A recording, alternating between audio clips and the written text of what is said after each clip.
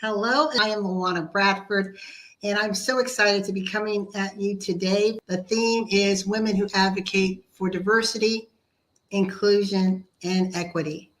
And today I have a very special book that I am featuring, which is Thunderbird Rising by Stephanie Big Eagle. Again, Thunderbird Rising by Stephanie Big Eagle. I thought that it was very important. In fact, this week there will be several other shows that I'm doing on my other TV shows that salute and celebrate our Indigenous community, our Native Americans. We're not, or haven't done, in my opinion, a really good job at spotlighting some of these brilliant women who are still out there fighting and shifting the narrative and bringing awareness, bringing cultural awareness, cultural sensitivity to the world by showcasing their communities, but also by telling their stories. Today, it's a two-part episode. I am, again, going to speak about Thunderbird Rising, and then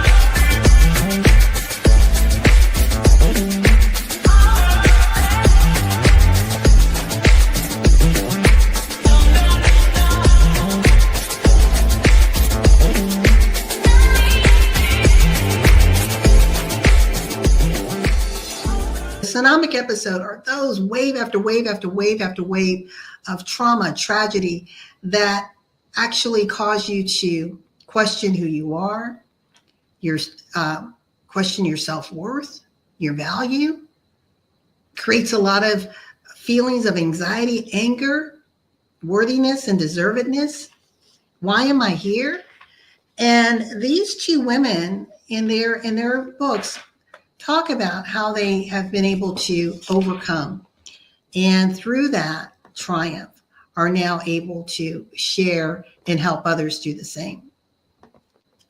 So we're going to get right into Thunderbird Rising. I'm an avid reader, and I would say this year, and I read a lot of books throughout the year, this has been probably one of the best books that I've read in the last 2 years. There's so much to unpackage here. So obviously I can't go through all of it, but I want to read just a couple excerpts and just unpackage it a little bit. One of the things that Stephanie Big Eagle starts off with is her dedication. And she says, this book is especially dedicated to those who persist despite facing incredible odds. I honor and acknowledge those resilient survivors transformed into warriors, those who dedicate themselves to transforming the darkness that has enslaved this planet far too long. I acknowledge and thank our ancestors who guide us out of chaos and into beauty, who remind us that no matter how we may feel, we're always surrounded by a powerful team of helpers. We only need to recognize them and call upon them for help.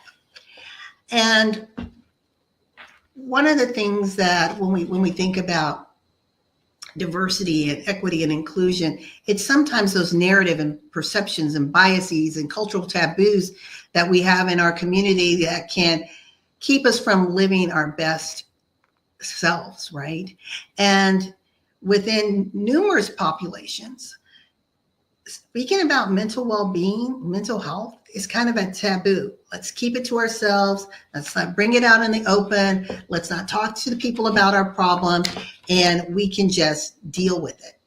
And that's not always the case, right? There's times when you need help. You need individuals who have been there, done that, got the t-shirt, or even those that are at a professional level of consultation and medical advice to help guide and navigate you through this. Stephanie Big Eagle was brought up in a military household. She traveled the world, a very, very educated, very intelligent woman. It seemed like she had everything going for her.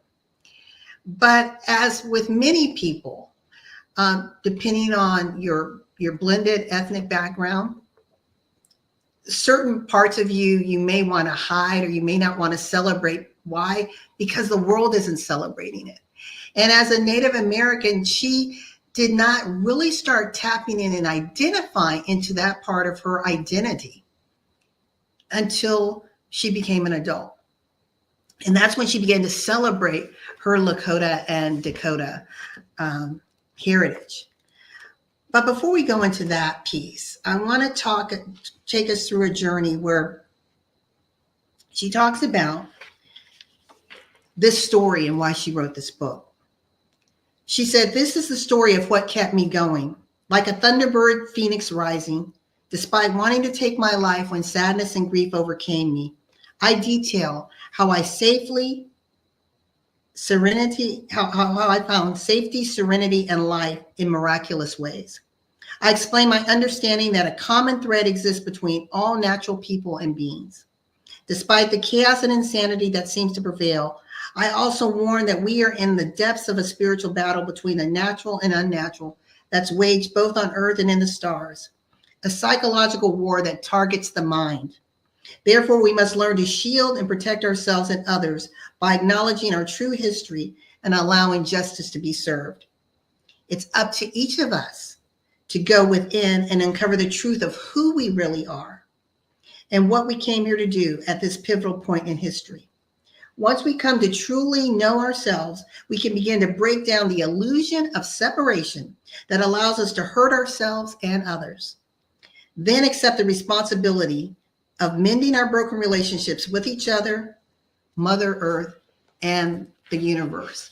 This memoir of reconnection, resilience, and empowerment is a beautiful, it's almost like it's written like a stream of consciousness, where she's taking us through chronologically her journey, but then she gives us a flashback into some of the dreams that she had and some of the premonitions that she had, and even flashbacks of what she went through. So it's a very well written book that just grabs you in. And if you are compelled to get this, you can get it on Amazon.com. Again, Thunderbird Rising by Stephanie Big Eagle. And I want to warn you that it's going to take you through an emotional roller coaster. There's times you're going to be cheering like, yes, yes. And other times you're going to feel enraged at what she had to go through. Again, those tsunami after tsunami after tsunami episodes that hit her. And we all know when we're going through life, when we're going through challenges, we have to find, as my business partner Barbara Beckley says, our anchor. What do we have that we can hold on to? And I like to call it the second pandemic, has to do with mental wellness, right? We're realizing how much of a need, how much the world is still crying and groaning under mental illness, under mental unrest, under anxiety and depression and stress and other elements that fall under that umbrella. And how do we equip ourselves to navigate through those dark moments in life? How do we find the tools that we need to have in our toolbox to give us strength to rise up against all odds? Stephanie Big Eagle went through a lot. As I said, it appeared as though she's got this great life, military family, mother's in the medical profession, but her parents ended up divorcing when she was younger, and she ended up marrying. Her mother ended up remarrying. And unfortunately, at the hands of her stepfather, Stephanie Big Eagle suffered abuse. She suffered child molestation.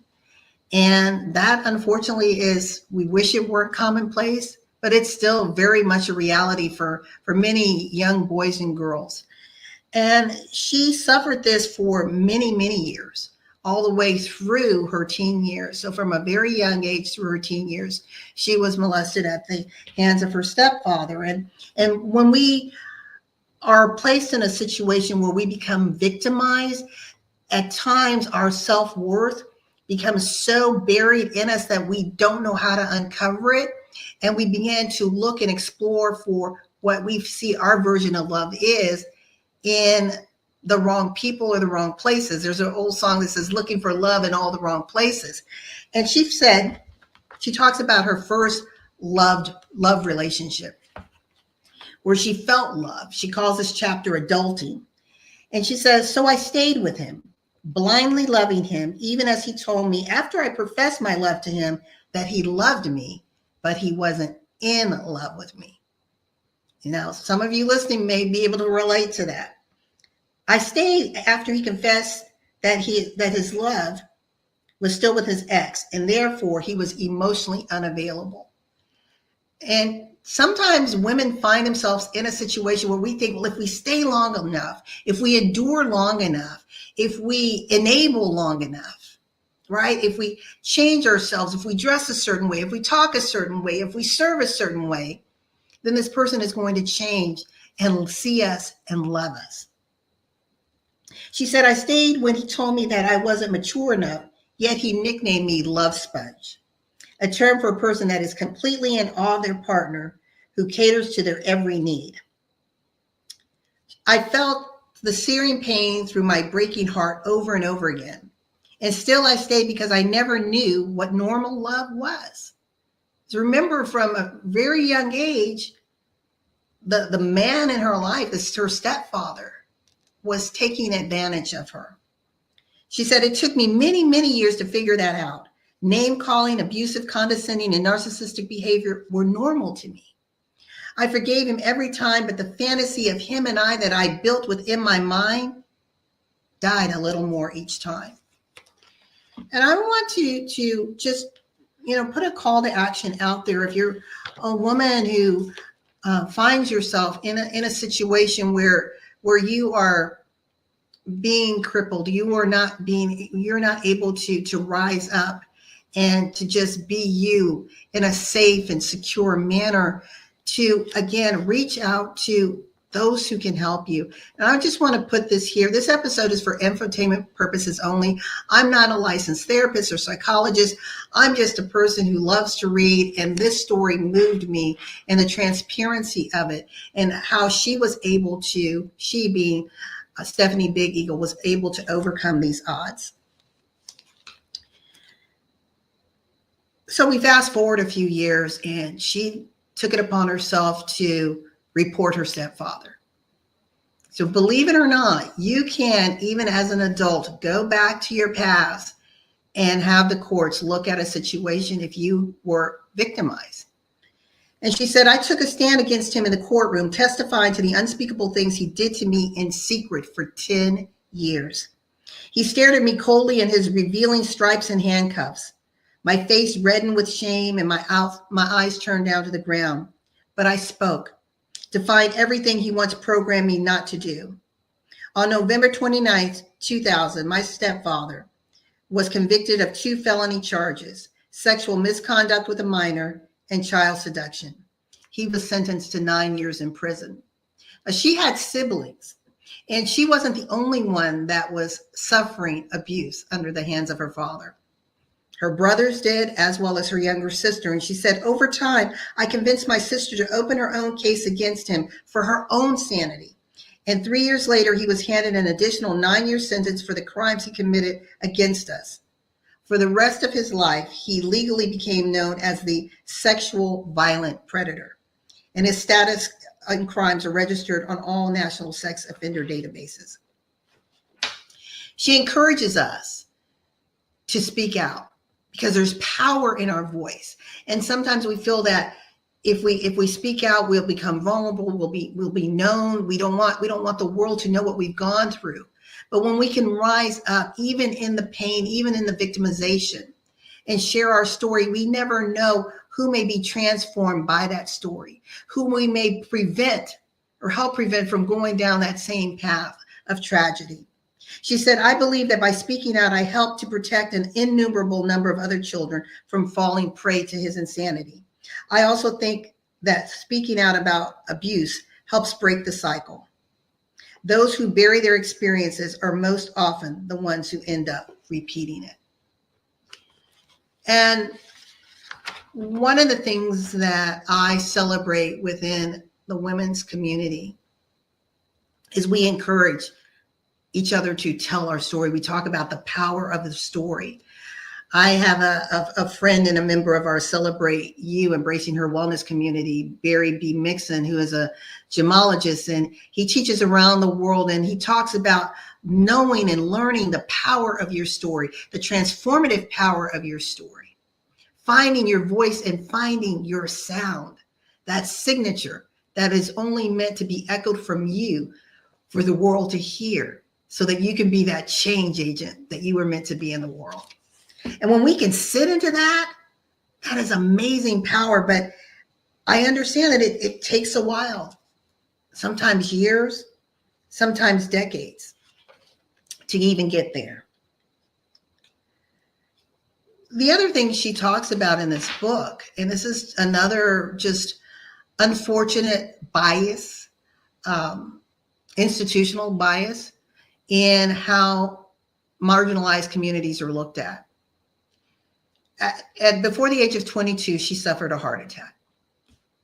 And when she went in, the physician, looking at her age, thought, and I want to read this to you. It says, without testing my blood or urine samples, she assumed, meaning the physician who was attending her, assumed that the heart attack was induced by cocaine. But I had never used before. I can only assume now that her assumption was based on my appearance, which often causes others to react based upon negative stereotypes. So again, think about the theme of this month, women who advocate for diversity, equity, and inclusion. And that's something that's important for us to consider, is we need to be mindful of our blind spots, of the biases that we may have, of those stereotypes we may put on someone because they simply look a certain way. And so imagine, here she is fighting for her life, had a heart attack, but they just made the assumption, oh, because of your age, it's cocaine. But later on in her story, she finds out that she inherited a congenital heart disease that her father, her biological father, suffered. So again, it's really important for us to be mindful of where we stand, of how we may judge unfairly someone, whether it's how they look, their background, an experience that they're sharing with us, because we don't know what we don't know. And it's important to first ask. And before we go any further, I'm going to do a quick breakaway, and we will be right back.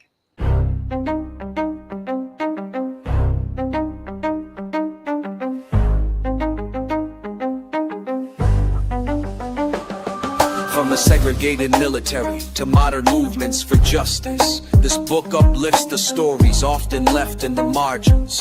With a rare blend of poetic grace and historical insight, Bradford moves beyond retelling American ideals. She reimagines them through the lived lens of those too often pushed to the margins. Black women who carry burdens and dreams, indigenous ancestors whose sacred truths still echo, immigrant allies who stood shoulder to shoulder in faith and sacrifice, and unsung patriots who, despite betrayal, still believed in the promise of America.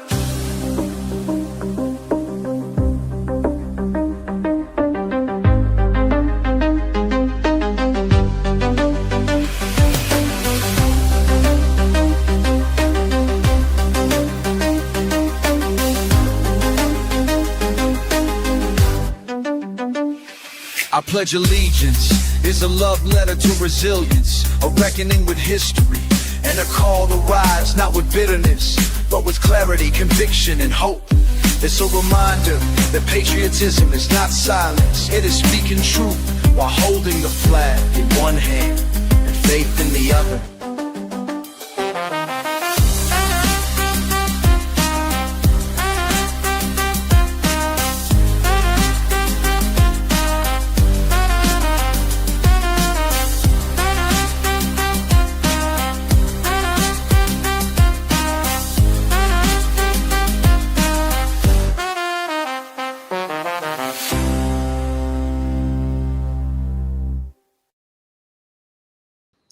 We are back, and I want to go into a little bit more about this wonderful memoir, again, of the past 2 years of my reading, this is one of the best books that I've read.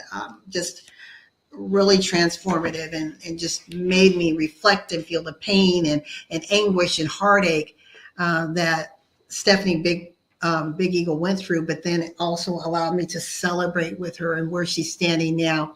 And I hope to be able to meet her in person. Would love to have her come on one of my shows just to do a bit more unpacking of where she is now and what she hopes to accomplish and how we can become advocates and allies, right, for the purpose of Native Americans, because their struggle is very much real, as with other marginalized communities. So we're here talking about Thunderbird Rising, a memoir of reconnection, resilience, and empowerment by Stephanie Big Eagle.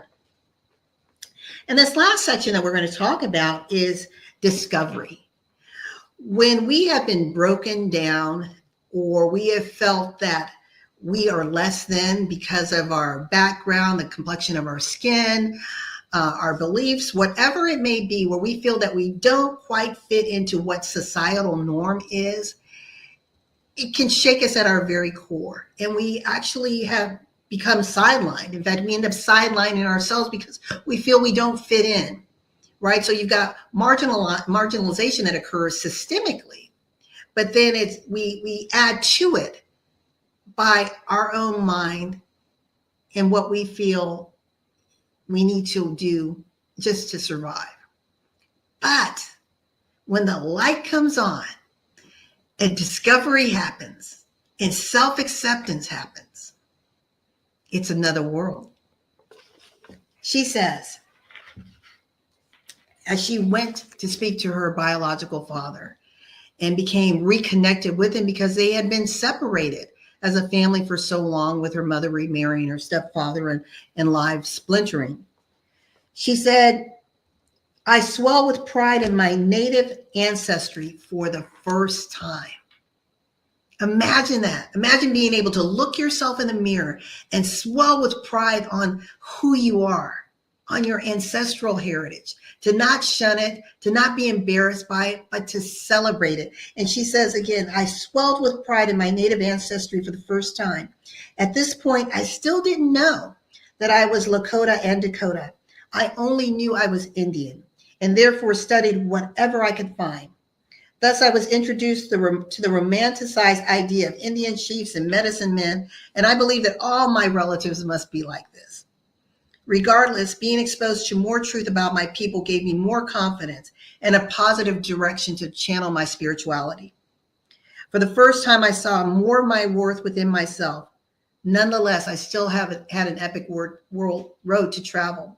And one of the things that she says, earlier in this book, is she talks about cultural appropriation, where individuals are taking cultural traditions, and practices and claiming them as their own without understanding what they represent. In fact, she gives an example of in Sedona, where you see a lot of Indian artifacts and jewelry and everything seeming to be authentic, yet the majority of the native population does not reside in the Sedona area, and that these are not true native artifacts.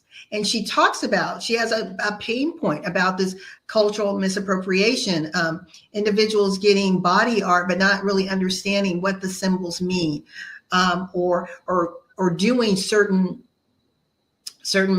medicine traditions and not understanding what they mean. And one of the things that I love about what Stephanie Big Eagle is doing, and if you follow her on social media, is she spends time showing you herself, but helping to educate you on the nations. I mean, there are 574 indigenous tribal nations in the United States. 574. The largest being the Navajo Nation. 400,000 strong, 1.2 billion valuation. And, it just makes you pause and think, wow, there's that many. Yet here in the United States, we don't hear their stories. they seem to be buried or perhaps whitewashed. So she's one of the ones, like Teata, and Teata was a Native American woman who traveled the world after she graduated with a degree in drama. Traveled the United States to share the story and the culture of Native Americans. In fact, she even performed at the White House for President Franklin Delano Roosevelt. So a very powerful voice, a very powerful presence back in the early 1900s. And I believe she died in the 90s, early 90s. If you want to learn more about Teata, there is actually a Netflix movie about her life, which is very enriching and just helps you to better understand the suffering, the struggle, and why their stories are so important, and why we need to come around and advocate and be allies for all the people of the United States, right? Because we are a collective. We can go far by ourselves, but we can go so much farther together. I'm going to read just a couple other pieces before we wrap up. She said that she lost or didn't really understand what love really was, and that her loveless relationship created a deep well of emptiness within her. She kept hoping that he would fulfill the role of my loving partner, but he was incapable and had no desire to. The real problem was, and this is real important for those of you that may be in that position where you're trying against all odds to get someone to love you the way you want to be loved, the way you deserve to be loved. She said, the real problem was that I looked to him to fill a void within me, which no other person, no matter how compatible, could ever do. I was so damaged and broken inside that I accepted this extremely dysfunctional relationship that made me feel dead inside. I didn't know how to love or respect myself. Thus, my relationship with Iz reflected that. But there was still something beautiful to hold on to, the relationship with my daughter. She kept me going through it all. We loved each other deeply, and I saw in her the promise of a better cycle that could start with my own offspring. And the last thing that I want to read before we close with this amazing book called Thunderbird Rising by Stephanie Big Eagle. Again, a great read. I encourage you to get it on Amazon, a memoir of reconnection, resilience, and empowerment. She says, she looked around. So we talked about discovery. So she discovered who she was. So we can discover who we are. That's one step. But when we accept who we are and we walk in that with pride, unapologetically, with confidence, and with that expression and true identification, life, as Wendy Watkins says, becomes so delicious. And she says, Stephanie Big Eagle says, I was fascinated by the women's fancy shawl dance and told myself one day I will dance like that. As I looked around at all the brown-skinned, dark-haired, and sharp-featured natives that surrounded us, I felt extremely proud of those same features I had. Before, I was ashamed of them because they were looked down upon in the white world I was raised in. I returned home with a newfound sense of pride in my heritage and a much better understanding of who I was and where I came from. I had a long way to go, but that visit activated something deep within me. I began to identify with my Dakota and Lakota heritage more than any other part of myself. Nothing felt more connected to my inner nature and outer reflection. So I just want to encourage all of you that if you are in a state where you feel that you're uncertain, that you've gone through traumatic event after traumatic event, those tsunami episodes, and you are looking for hope, you're looking to reach out, you're looking to know how you can get better so that you can be better and do better. I encourage you to find that social circle that you need to surround yourself with, of other individuals who will lift you up and affirm to you how great and how beautiful and wonderfully made you are. If you have any medical concerns, again, this show is for infotainment purposes only. Please reach out. If you're in a state of crisis, you can call 800-662-4357 or text 988, again, 988, or you can chat 988lifeline.org. Again, this was just an amazing book for me to read. If you want to learn more about how you can be an ally or an advocate for Native American women, there are numerous sites that you can go to educate yourself on what's going on, to include the National Indigenous Women Resource Center, as well as the Bureau of Indian Affairs and Indian Health Services. And lastly, if you like this programming, please continue to follow us. Follow us on E360 TV.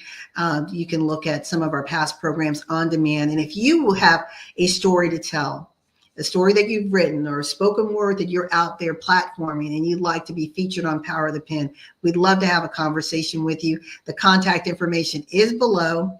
And you can visit and learn more about me. Go to my website, LaWannaBradford.com, and see all the wonderful things that I am doing. And I just encourage you to continue to be that voice of change that we are intended to be in the world. I believe that when we show up and we raise our voice and we not allow the world to silence us or us to silence ourselves, we can really transform things, not only for ourselves, but as she mentioned, for the next generation. We can give hope, we can give empowerment to others. So I encourage you to go to Amazon.com, where you can get your copy of Thunderbird Rising. Again, Thunderbird Rising by Stephanie Big Eagle. It has been a pleasure to be with you on Power of the Pen. And I just encourage you to remember that in life and in business, when your vision intersects with opportunity, success is inevitable. Thank you, everyone.